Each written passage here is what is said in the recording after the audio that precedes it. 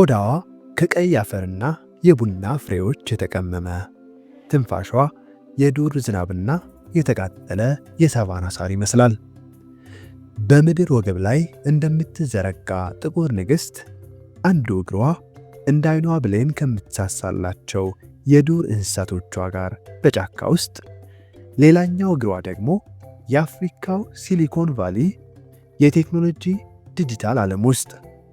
በአንደኛው እጇ የዝሆን ኮምቢ እየያዘችና የአንበሳን ጎፈሬ እያበጠረች፣ በሌላኛው እጇ በናይሮቢ ኮንክሪቶች ውስጥ በላፕቶፕ ኮዲንግ ትተይባለች። አዎ ስለ ኬንያ ነው የማወራችሁ። ድንገት በውቧ ናይሮቢ ከተማ ውስጥ እየተዘዋወራችሁ በዘመናዊ ሕንፃዎቿና ውብ መሠረተ ልማቷ እየተደመማችሁ አንበሳ በታላቅ ግርማ ሞገስ ሲያገሳ ብትሰሙ ከቲቪ ወይም ከስክሪን የሰማችሁት እንዳይመስላችሁ። እዛው ከተማው ውስጥ ከሚገኘው ከታላቁ ናይሮቢ ናሽናል ፓርክ ነው። ናይሮቢ ግዙፍ የበረሃ ፓርክ ሳፋሪን በጉያዋ የያዘች ብቸኛ የዓለማችን ከተማ ሳትሆን አትቀርም።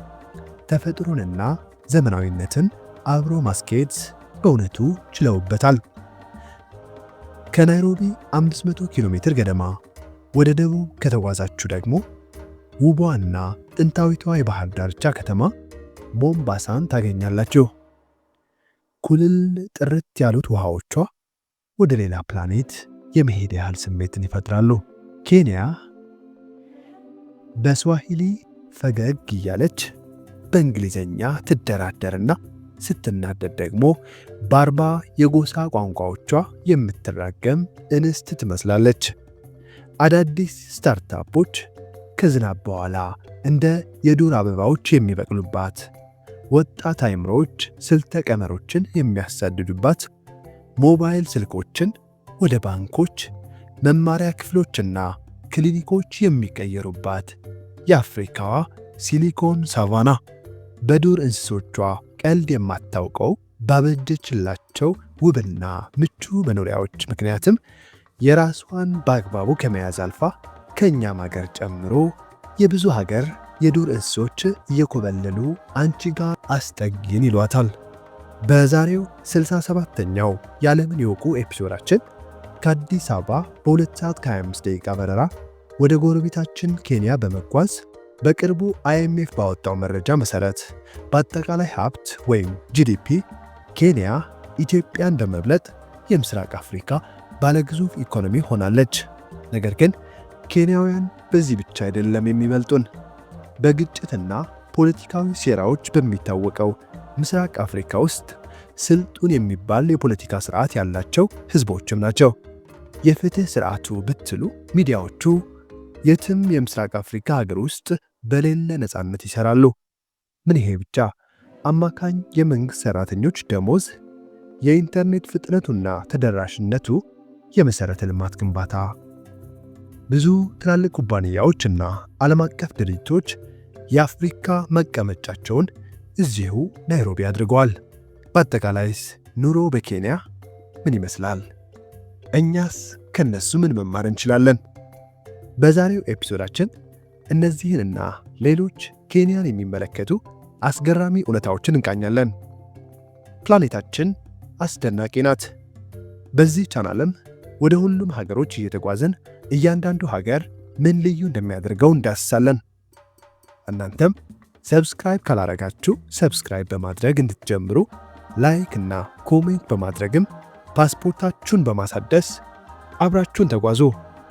ቴምር ሪል ስቴት የምስራች አለው። በመሃል ሳር ቤት 60 ከመቶ ለሚከፍሉ ገዢዎች የ40 በመቶ ቅናሽ ይዞ ቀርቧል። 90 ካሬ ላይ ላረፈ ባለ 2 መኝታ ቤት 5,778,000 ብር ብቻ ይከፈላል። 130 ካሬ ላይ ላረፈ ባለ 3 መኝታ ቤት የሚጠየቁት 8,346,000 ብር ጠቅላላ ክፍያ ነው። በተጨማሪም በፒያሳ የንግድ ሱቆችን ከ900,000 ብር ቅድመ ክፍያ ጀምሮ አዘጋጅቷል። የመኖሪያ አፓርትመንቶችም ለሽያጭ አቅርቧል። ከዶላር ንክኪ ፍጹም የነጻ ነው። ለማንኛውም በ0944 20 1554 ወይም በ0937 17 80 53 ይደውሉ።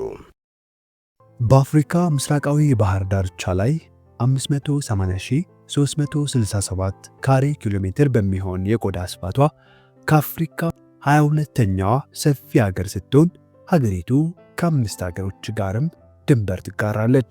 በምስራቅ ሶማሊያ፣ በሰሜን ኢትዮጵያ፣ በሰሜን ምዕራብ ደቡብ ሱዳን፣ በምዕራብ ዩጋንዳ እንዲሁም በደቡብ ታንዛኒያ ሀገሪቱን የሚያዋስኗት ጎረቤት ሀገሮች ናቸው። በተጨማሪም ኬንያ በደቡብ ምስራቅ በኩል በህንድ ውቅያኖስ ላይ ሰፊ የባህር ዳርቻ አላት። ከታንዛኒያው ኪሊማንጃሮ ቀጥሎ በ5199 ሜትር ከፍታ በአፍሪካ ሁለተኛው ረዥሙ የኬንያ ተራራ ወይም ማውንት ኬንያ እንዲሁ ረዥም ዳገት ሳይሆን ያንቀላፋ አማልክት ይመስላል። ቁጡ መናፍስት እንዳነጣጠረው ግዙፍ ጦር ለሰማዩ የተቀሰሩ የሚመስሉት ሹል ጫፎቹ፣ የአማልክቱ የሽበት ጢም የሚመስለው በረዶ ከሹሎቹ ጫፍ ላይ ተጋግሮ ተራ መልክዓ ምድር ሳይሆን የተፈጥሮ ቅኔ ልዕላዊ ግጥም ይመስላል። ታላቁ ስምጥ ሸለቆ ፈጣሪ በቁጣው ሰይፍ ምድርን የነረተበት አማልክታዊ ጠባሳ መስሎ ልክ እንደ ሰው ልጅ አከርካሪ ከሰሜን እስከ ደቡብ እየተምዘገዘገ ሀገሪቱን ከምስራቅና ምዕራብ ሰንጥቋት በመሃሏ ሲያልፍ ከላይ ሲመለከቱት ሸለቆ ሳይሆን ምድር ፈጣሪን ለመማጠን የከፈተችው ግዙፍ አፍ ይመስላል።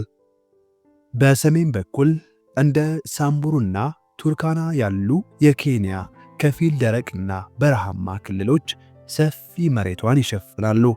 በደቡብ በኩል በዱር አራዊት የሞሉት እንደ ማሳይ ማራ፣ አምቦሴሊ እንዲሁም ሳቦ ያሉ የሳቫና ሜዳዎች፣ ወደ ምስራቅ ደግሞ በህንድ ውቅያኖስ ላይ 500 ኪሎ ሜትር የሚዘልቀው የአገሪቱን የባህር ዳርቻ ይገኛል። የአየር ጠባይዋ እንደ መሬት ገጽታዋ ሁሉ የተለያየ ሲሆን በባህር ዳርቻው በኩል እንደ ሞምባሳ ያሉ ቦታዎች በዓመቱ ውስጥ ሞቃትና እርጥበት አዘል የአየር ንብረት ያላቸው ሲሆን የሙቀት መጠኑም ከ27 ዲግሪ ሴንቲግሬድ እስከ 32 ዲግሪ ሴንቲግሬድ፣ በተቃራኒው ደግሞ ናይሮቢን ጨምሮ ማዕከላዊ ደጋማ ቦታዎቿ ቀዝቀዝ ያለ የአየር ንብረት ሲኖራቸው ቀን ላይ ከ20 እስከ 26 ዲግሪ ሴንቲግሬድ፣ ማታ ደግሞ በጣም ቀዝቃዛ የአየር ሁኔታ ያስተናግዳሉ። በሰሜንና በሰሜን ምስራቅ በረሃዎቿ ደግሞ ብዙውን ጊዜ ከ35 ዲግሪ ሴንቲግሬድ በላይ ከፍተኛ ሙቀት ሊኖር ይችላል። ታዲያ ከኢትዮጵያውያን ጋር የሚጋሩት አንዱ ልምዳቸው ጀስት ዜር የምትለዋ ቃል ስትሆን ብዙ ኢትዮጵያዊ መንገድ ላይ የማታውቁትን ቦታ ስትጠይቁት ርቀቱ ምን ያህል ቢሆን ቀለል አድርጎ እዚች ጋር ነች እንደሚለው ሁሉ ኬንያውያንም በናይሮቢ ጎዳና ላይ መንገድ ጠፍቷችሁ ብትጠይቋቸው ጀስት ዜር እዚች ጋር ነች ይሏቸዋል። ማወቅ ያለባችሁ ታዲያ እዚች ጋር ነች ማለት ወይ የ5 ደቂቃ አሊያም የ1 ሰዓት መንገድ ሊሆን ይችላል።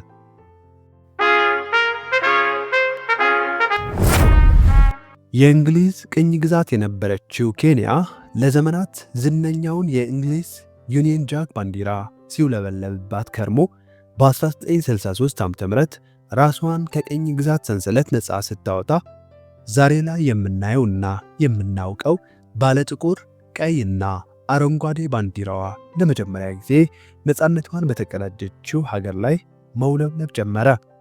ጥቁሩ የኬንያን ሕዝብ ጥንካሬና ጽናት፣ ቀዩ ለነፃነት በተደረገው ትግል የፈሰሰውን ደም፣ አረንጓዴው ደግሞ ስለ ምድሪቱ ለምነትና ፍሬያማነት ሲናገር፣ እነዚህን ቀለማት የሚለዩ ቀጫጭን ነጭ መስመሮች ደግሞ ከዓመታት የቅኝ አገዛዝ በኋላ በመስዋዕትነት ስለተገኘው ሰላም ያንሾካሾካሉ። በመሃል ላይ በሁለት ጦሮች የተሻገረ ባህላዊ ጋሻ የመከላከያ የጥበቃና የማይበጠስ መንፈስ ምልክት ነው።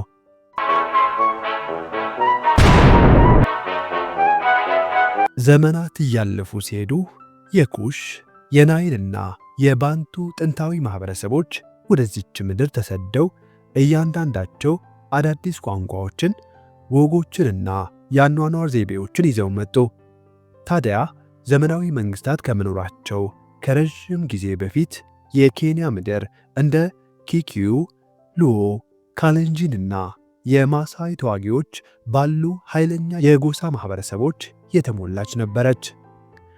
ከ8ኛው ክፍለ ዘመን ጀምሮ የአረብ ነጋዴዎች በህንድ ውቅያኖስ ማዶ በመርከብ ተጉዘው በኬንያ የባህር ዳርቻዎች ላይ ሲቀመጡ እንደ ላሙና ሞምባሳ ያሉ ሀብታም የከተማ ግዛቶችን ገንብተው እዚያም የአፍሪካ የአረብና የፋርስ ባህሎች ተቀላቅለው ልዩ የሆነውን የስዋሂሊ ባህልን ፈጠሩ።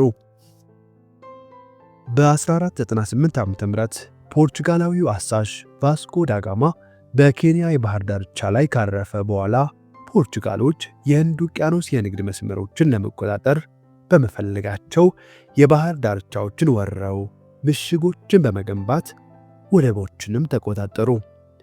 ታዲያ ከሁለት ክፍለ ዘመን በኋላ ማለትም በ18ኛው ክፍለ ዘመን የኦማን አረቦች የባህር ዳርቻውን መልሰው በመያዝ የምስራቅ አፍሪካ የባሪያ ንግድን በስፋት ተቆጣጠሩት። በ19ኛው ክፍለ ዘመን መገባደጃ ላይ ምዕራባውያን አፍሪካን በሚቀራመቱበት ወቅት ኬንያ የብሪታንያ ወይም የእንግሊዝ ድርሻ ሆነችና በ1895 ዓ.ም ኬንያ የብሪቲሽ ምስራቅ አፍሪካ ጥበቃ አካል ሆነችና በ1920 ሙሉ የብሪታንያ ቅኝ ግዛት ሆነች።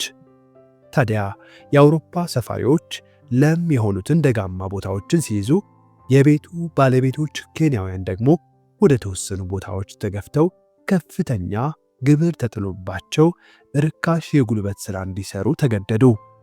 ያኔ በቤታቸው ባይተዋር የሆኑት ሕዝቦች የሆድ ብሶታቸው አይሎ ነበርና የመገፋት የመጨቆንና የመረገጥ ስሜት እንደ እሳተ ገሞራ በኬንያ ምድር ላይ ተንተከተከ።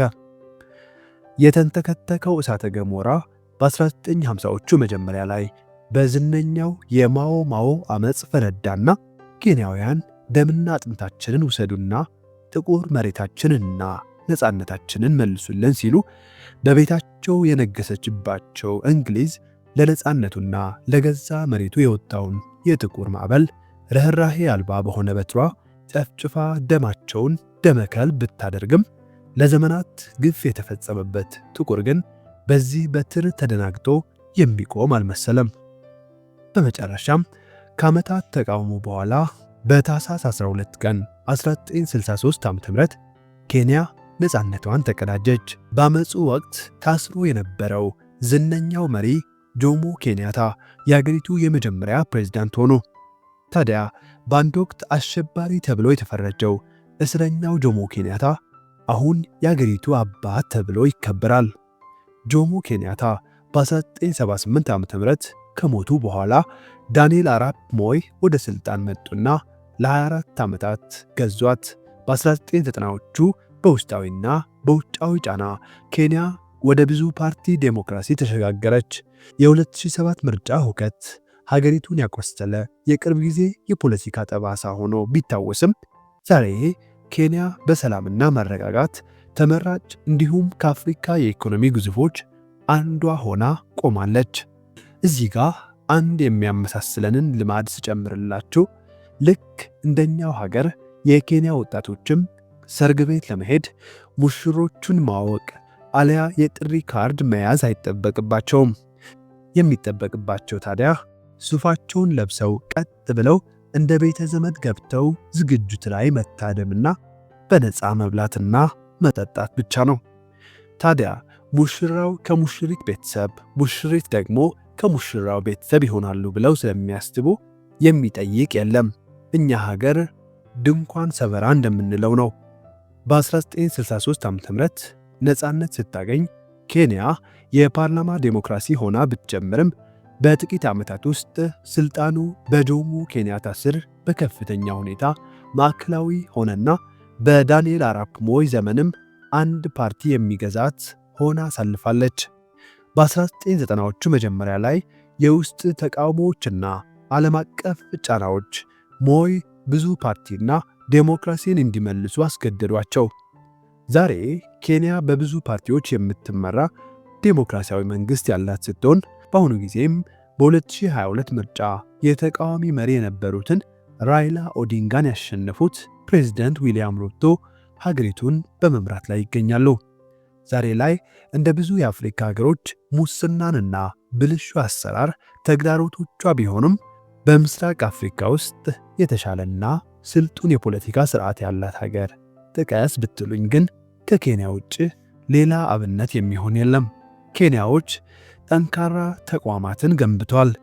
የፍትህ ስርዓታቸው የፕሬዝደንቱ ውሳኔ ሁላ ያለምንም ጫና ሊሽረው ይችላል። አዎ ኬንያዎች በፍትህ ስርዓታቸው ይተማመናሉ። ምርጫ ተጭበርብሯል ብለው ተመራጭና ተፎካካሪ ፕሬዝደንቶችን ፍርድ ቤት ፊት ሊገትሯቸው ይችላሉ።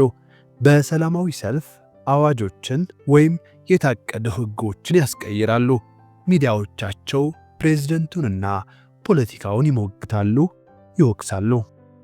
የኬንያ መዲና ናይሮቢ ከ1907 ዓ.ም በፊት እንደ ዛሬዋ ባለ ግርማ ሞገስና ውብ ከተማ ሳትሆን ትንሽዬ የባቡር ሐዲድ ጣቢያ እንዲሁም በሞምባሳና በቪክቶሪያ ሐይቆች መካከል አቧራማ ማቆሚያ ሆና ታሪኳ ሲጀምር ስሟ ኤንካሬ ናይሮቢ ማለትም የቀዝቃዛ ውሃዎች ቦታ ከሚለው ሐረግ የመጣ ሲሆን ይህም ከመሬቷ ከሚፈልቁት ወንዞች በመነሳት የተሰጣት ስያሜ ነበር።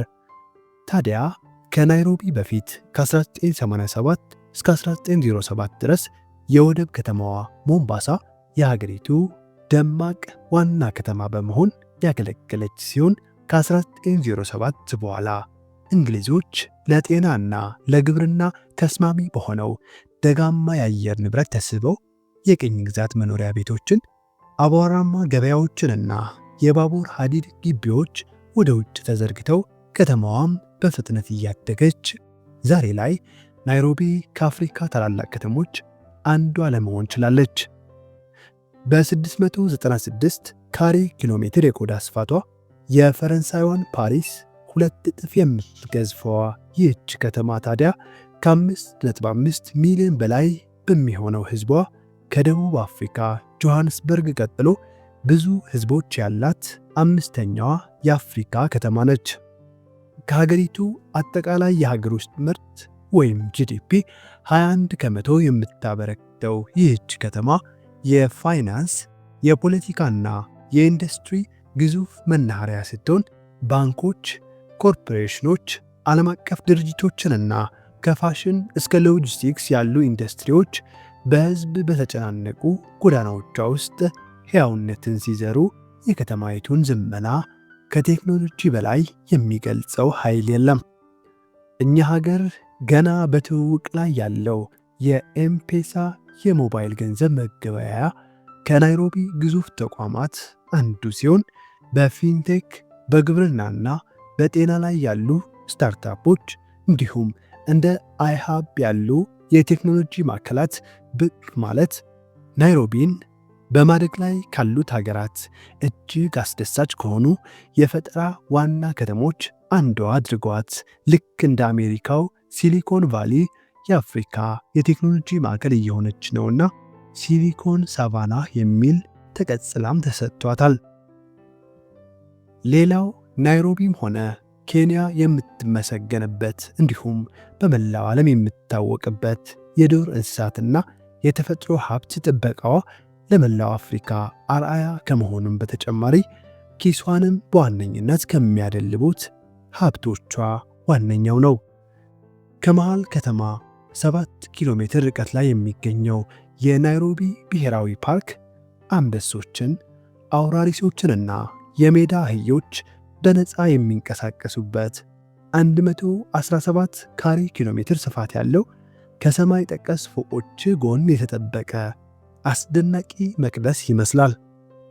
ለአደጋ የተጋለጡ የሮዝ ቻይልድ ቀጭኔዎች የሚንከባከቡበት የቀጭኔ ማዕከል፣ የዓለማችን ዝነኛው የወላጅ አልባ ዝሆኖች ማሳደጊያ ዴቪድ ሼልድሪክ የዱር እንስሳት ጥበቃ እንዲሁም ግዙፉ የኬንያታ ዓለም አቀፍ ኮንፈረንስ ማዕከል ብቻ ናይሮቢ ተፈጥሮን ከዘመናዊነት ጋር ያዋደደች ደማቅና በአስገራሚ ፍጥነት እየበለጠገች ያለች ከተማ ነች። ሀገራችን ኢትዮጵያ ኬንያ ውስጥ ኤምባሲ ያላት ሲሆን አጠቃላይም ሁለቱም ጎረቤት ሀገሮች ከ60 ዓመታት በላይ ያስቆጠረው ጠንካራ ዲፕሎማሲያዊ ግንኙነት አላቸው። የኢትዮጵያ ፓስፖርት የያዙ ተጓዦች ኬንያን የኤሌክትሮኒክ የጉዞ ፈቃድ ወይም ኤሌክትሮኒክ ትራቭል አውቶራይዜሽን ከጉዞአቸው 3 ቀናት ቀድመው ከኬንያ መንግሥት ባለሥልጣናት በማግኘት ኬንያን መጎብኘት ይችላሉ። ከአዲስ አበባ ወደ ናይሮቢ በአውሮፕላን ለመጓዝ የሚወስደውን ሰዓትንና ዋጋውን ስንመለከት የኢትዮጵያና የኬንያ አየር መንገዶች ወደ ናይሮቢ የቀጥታ በረራዎችን የሚያደርጉ ሲሆን በረራውም 2 ሰዓት ከ25 ደቂቃንና ከ250 እስከ $400 ይጠይቃል።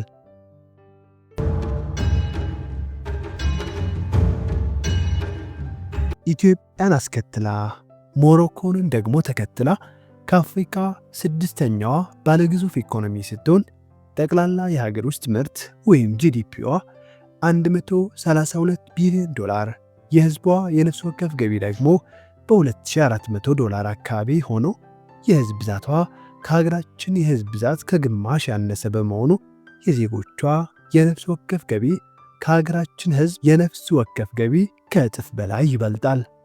በዋናነት የኬንያን ኢኮኖሚን የደገፈው የፋይናንስ፣ ሪል ስቴት እና ቱሪዝምን የያዘው የአገልግሎት ዘርፉ 53 ከመቶ የሀገሪቱን ኢኮኖሚ ሲሸፍን የግብርና ዘርፉ 33 ከመቶ ያህሉን ሸፍኖ ከ40 በመቶ በላይ ለሚሆነው ህዝብ የሥራ ዕድል ይፈጥራል። ሀገሪቱ በዓለም ዙሪያ ላሉ ገበያዎች ሻይ፣ ቡናና የተቆረጡ አበቦችን ወደ ውጭ በመላክ ቀዳሚ በመሆን የአትክልት ምርቶቿ ከዓለም ምርት ከሚባሉት መካከል ይመደባሉ። ሲሊኮን ሳቫና ተብላ የምትጠራው ናይሮቢም ከ200 በላይ የቴክኖሎጂ ስታርታፖች መኖሪያ ሆና የአፍሪካን ቴክኖሎጂ ዘርፍ እየመራች ሲሆን ማኑፋክቸሪንግ ከጠቅላላ የሀገር ውስጥ ምርት 10 ከመቶ ያህሉን ይሸፍናል። በአፍሪካ አርአያ ያደረጋት የዱር አራዊት ጥበቃዋና የባህር ዳርቻዎቿ ውበት በየዓመቱ ከ2 ሚሊዮን በላይ ጎብኚዎችን በመሳብ ከአፍሪካ 5ኛዋ የጎብኚዎች ቀዳሚ መዳረሻ ሀገር ስትሆን እንደ ሞምባሳ ያሉ የባህር ዳርቻ ከተሞችና እንደ ማሳይ ማራ ያሉ የሳፋሪ መዳረሻዎች ዛሬም ከመላው ዓለም ጎብኚዎችን መሳባቸውን ቀጥለዋል። ከመኖሪያ ቤት ኪራይ፣ ከምግብና ከትራንስፖርት ወጪ አንጻር ከአፍሪካ ሀገሮች 3ኛዋ ለኑሮ ርካሽ የምትባል ሀገር እንደሆነችም ይነገራል። የኬንያ ኦፊሻላዊ ምንዛሪ የኬንያ ሺሊንግ ሲሆን ይህ ቪዲዮ በተጠናቀረበት ዕለታዊ መረጃ መሰረት አንድ የአሜሪካን ዶላር በ128 የኬንያ ሺሊንግ እየተመነዘረ ይገኛል። ቅድም መግቢያችን ላይ እንደጠቀስነው በቅርቡ ኬንያ ኢትዮጵያን በመብለጥ በአጠቃላይ ሀብት ወይም ጂዲፒ የምስራቅ አፍሪካ ቀዳሚዋ ሀገር ለመሆን ችላለች። የኢትዮጵያ አጠቃላይ የሀገር ውስጥ ምርት $117 ቢሊዮን ሲሆን በሚያስገርም ሁኔታ የኢትዮጵያን ግማሽ ህዝብ ያላት ኬንያ ጂዲፒዋ $132 ቢሊዮን ተሻግሯል።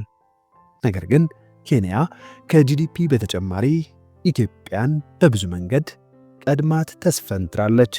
እኛም ከጎረቤቶቻችን መማር የምንችላቸው ነገሮች ያሉ እንደሆን ለማየት አንዳንድ ኬንያዎች ጥሩ የሰሩባቸው ነገሮችን እንቃኛለን።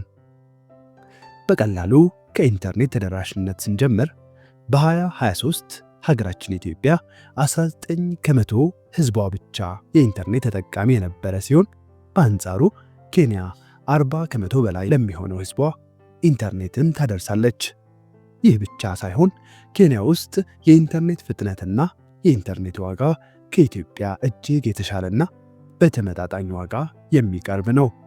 በኬንያ የአንድ ሰራተኛ ዝቅተኛው ወርሃዊ ደሞዝ 15120 ሺሊንግ ወይም ደግሞ 117 የአሜሪካን ዶላር ገደማ ሲሆን በሀገሪቱ ውስጥ ደግሞ በአጠቃላይ $186 ማለትም 24000 ብር ገደማና ከዛ በታች የሚከፈለው ሰራተኛ ከግብር ነፃ ነው።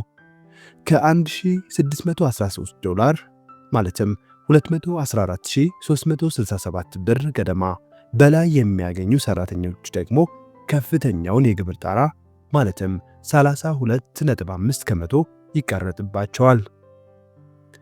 ኬንያ በሁሉም ጉድለቶች ውስጥ የፖለቲካ ቀጣይነት ጥበብን ተምራለች። ሰላማዊ ምርጫዎች መገለጫዎቿ ናቸው። ሊገመቱ የሚችሉ ለውጦች። በአንጻሩ ኢትዮጵያ የማያስተማመንና አስጊ የፖለቲካ መረጋጋት ካላቸው ሀገሮች አንዷ ነች። በኬንያ በአጠቃላይ የሕግ ሂደቶች ፍጹም ባይሆኑም ፍርድ ቤቶች ያለ ተጽዕኖ ይሰራሉ፣ ዳኞች ይፈርዳሉ። ኢትዮጵያ ግን ጦር ሜዳ ከሆነባቸውና በውጭ ተጽዕኖ ከሚደረግባቸው ክፍሎች ዛሬም ቀዳሚው ይህ የፍትህ ስርዓታችን ነው። ኬንያ በፕሬስ ወይም የሚዲያ ነፃነት ጥሩ ደረጃ ላይ ከሚገኙት የአፍሪካ ሀገራትም አንዷ ነች። የበርካታ ጠንካራ የግል ሚዲያዎች ባለቤት የሆነችው ሀገሪቱ በሞጋች ሚዲያዎቿ የሀገሪቱ የዴሞክራሲና አጠቃላይ የፖለቲካ ባህላቸው ላይ በጎ ሚናን ይጫወታሉ። በ2019 በዓለም ባንክ የሰው ኃይል ኢንዴክስ ኬንያ ከሰሃራ በታች በሚገኙት የአፍሪካ ሀገራት መካከል ቀዳሚ እንደነበረች ያሳየናል። በአሁኑ ጊዜ ኬንያ በጠንካራ የቱሪዝም ሴክተሯ ምስራቅ አፍሪካ ብሎም አፍሪካ ውስጥ ቀዳሚና ተመራጭ ከሆኑት መዳረሻዎች አንዷ ስትሆን አብዛኞቹ ዓለም አቀፍ ኩባንያዎች፣ መንግስታዊ ያልሆኑ ድርጅቶች እንዲሁም ትላልቅ የተባበሩት መንግስታት ድርጅቶችም መቀመጫቸውን ናይሮቢ በማድረግ ምስራቅ አፍሪካን ብሎም መላ አፍሪካን ያገለግላሉ።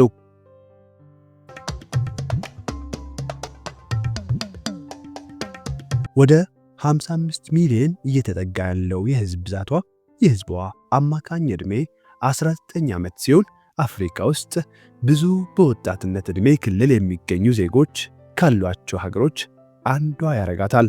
በመላው ሀገሪቱ ከ60 በላይ የሀገሪው ቋንቋዎች የሚነገሩ ሲሆን ብሔራዊ ቋንቋዋ የሆነው ስዋሂሊና በቀድሞ ቅኝ ገዥዋ ብሪታንያ ምክንያት የወረሰችው እንግሊዘኛ በተናጋሪዎች ብዛት ይመራሉ።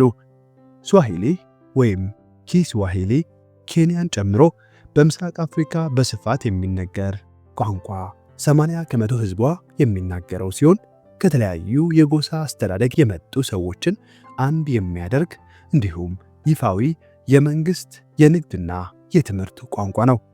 በተጨማሪም 20 ከመቶ ህዝቧ አቀላጥፎ የሚናገረው እንግሊዘኛ ብዙ ጊዜ በከተሜውና በተማረው ማህበረሰብ ዘንድ ጥቅም ላይ ቢውልም በመንግስት በህግና በከፍተኛ ትምህርት ውስጥ ጥቅም ላይ የሚውል ሌላኛው የኬንያ ኦፊሻላዊ ቋንቋ ነው።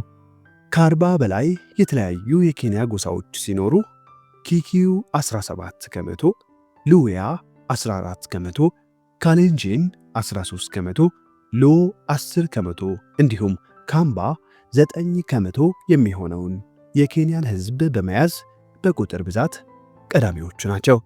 በተጨማሪም ሀገሪቱ ከ2 ሚሊዮን በላይ ሶማሊ ዜጎች ያሏት ሲሆን አጠቃላይ የሀገሪቱ የሃይማኖት ስብጥር ስንመለከት 85 በመቶ የሚሆነው ክርስቲያን ህዝቧ፣ 40 በመቶ የወንጌላውያን ፕሮቴስታንት፣ 30 ከመቶ ካቶሊኮች ሲሆኑ 11 ከመቶ የሀገሪቱ ህዝብ የእስልምና ሃይማኖት ተከታዮች ናቸው። የተቀረው ማህበረሰብ የሀገሪቱ ባህላዊ ሃይማኖቶችን ይከተላሉ። ወደ ሀገሪቱ የምግብ ባህል ስንሻገር ብዙ የአፍሪካ ሀገሮች የሚጋሩት ነጭ ገንፎን ኬንያ ውስጥም በብዛት እናገኘዋለን። ኬንያውያን ኡጋሊ ይሉታል።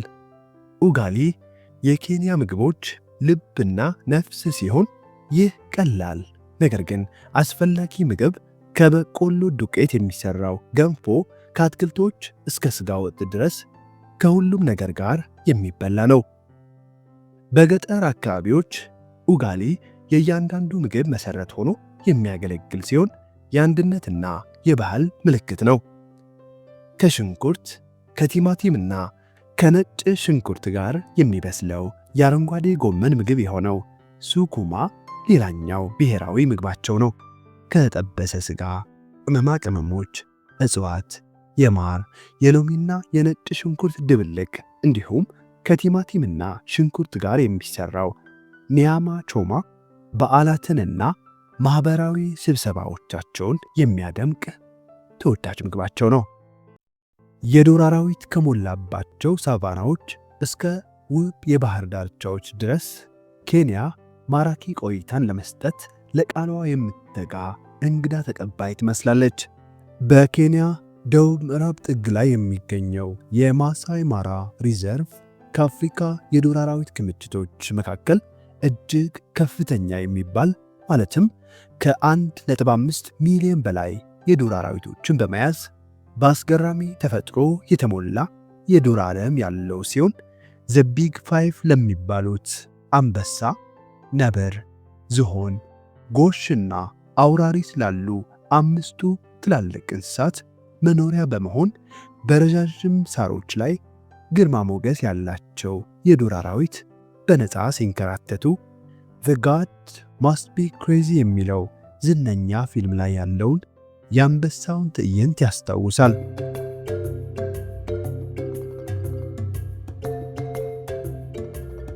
ዝሆኖች በረዣዥም ዛፎች ጥላ ስር የሚራመዱበት አምቦሴሊ ብሔራዊ ፓርክ ግዙፍ እንስሳት የሚንከራተቱበትና አፈ ታሪኮች የሚተነፍሱበት ቲያትር ነው። ከጎረቤቷ ከታንዛኒያ ድንበር ማዶ በዝምታ እየተመለከተ ያለው ከአፍሪካ ረዥሙ ተራራ ኪሊማንጃሮ ወዲህ ተንቀሳቃሽ ግዙፋን በመንጋ ምድሪቱን እያርበደበዱ ሲጓዙ ይህ ፓርክ የልዕላን መናኸሪያ ይመስላል። አምቦሴሊ የሚለው ቃል ከማሳይ ኤምፑሴል ማለትም ጨዋማ አቧራ የሚል ትርጓሜ ሲኖረው እዚህ ከፍላሚንጎ እስከ ራፕተር ከ400 በላይ የአዋፍ ዝርያ አንበሳ፣ ነብርና ግዙፍ ቀጭኔዎችን ይዞ ከናይሮቢ በደቡብ ምስራቅ 240 ኪሎ ሜትር ርቀት ላይ ይገኛል።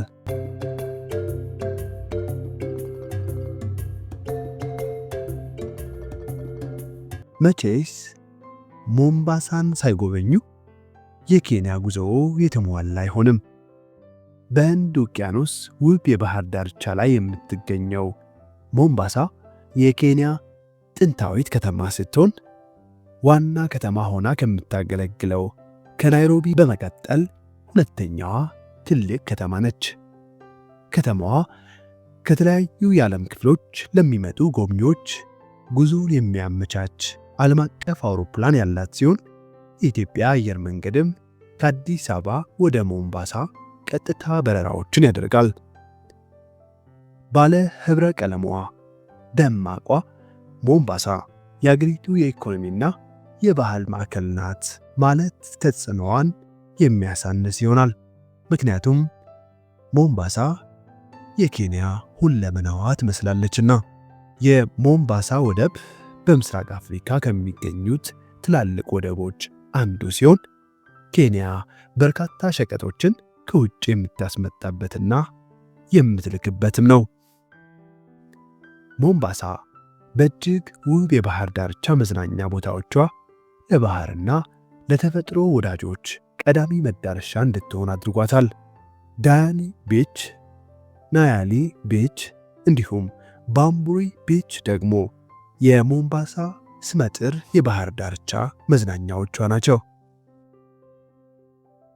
ወዲህ ሰማይና ባህር ከክፍለ ዘመናት በፊት በፍቅር ከንፈው ንጹሕ ነጭ ህልም ያለው የባህር ዳርቻ እንደወለዱ አስቡ። ያ ዳያኒ ቤች ነው። መስህብ ብቻ ሳይሆን በኬንያ ደቡባዊ የባህር ዳርቻ ላይ ከሞምባሳ በደቡብ 30 ኪሎ ሜትር ርቀት ላይ 25 ኪሎ ሜትር የሚዘረጋ ረዥም ለስላሳ ዜማ ያለው ግጥም ይመስላል። እንደ ስኳር ዱቄት ለስላሳው አሸዋ እግሮትን ለማንሳት ያሳሳል። የኮራል ሪፎች እንደ ቄንጠኛ የአንገት ጌጥ እርዙን አስጊጠው ሲቀመጡ ዶልፊኖችና የባህር ኤሊዎች ወደሚገላበጡበት የውሃ ውስጥ መንግሥት ይጋብዛሉ። ቀን ቀን በውሃ ላይ እንደ ስኬትቦርድ የሚሸመጠጡበት ካይት ሰርፊንግ፣ ጥልቅ የባህር ዳይቪንግ፣ የውሃ ላይ ሞተረኛ ለመሆን ጄት ስኪንግ ወይም በባህር ዳርቻው ላይ ግመል ሲጋልቡ አረፋፍደው ፍንትው የምትለዋ የጨረቃ ብርሃን ውበት ለቀኑ አስደናቂ ውሎ ማስረገጫ ማህተብ ትመስላለች።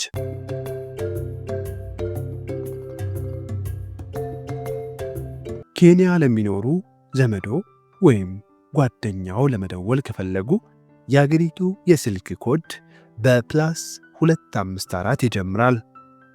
የኬንያ የሰዓት አቆጣጠር በጂኤምቲ +3 ላይ የሚገኝ ሲሆን ይህም ማለት ከኢትዮጵያ ጋር በተመሳሳይ የሰዓት ክልል ውስጥ ስለምትገኝ ምንም የሰዓት ልዩነት የለንም። ውድ የማራኪ ቤተሰብ የዛሬው የኬንያ ጉዞአችን በዚህ አብቅቷል።